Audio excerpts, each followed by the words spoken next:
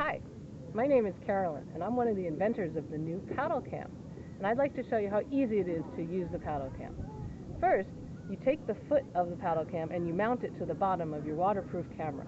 This attaches to your camera using stainless steel hardware that's captured in the plastic so you won't lose it. Then, when you want your camera on your paddle, you take it out of your PFD pocket and snap it in. For added security, you attach the leash clip and you're good to go.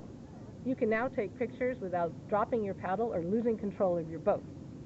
When you no longer want your camera on your paddle, you just reverse the process.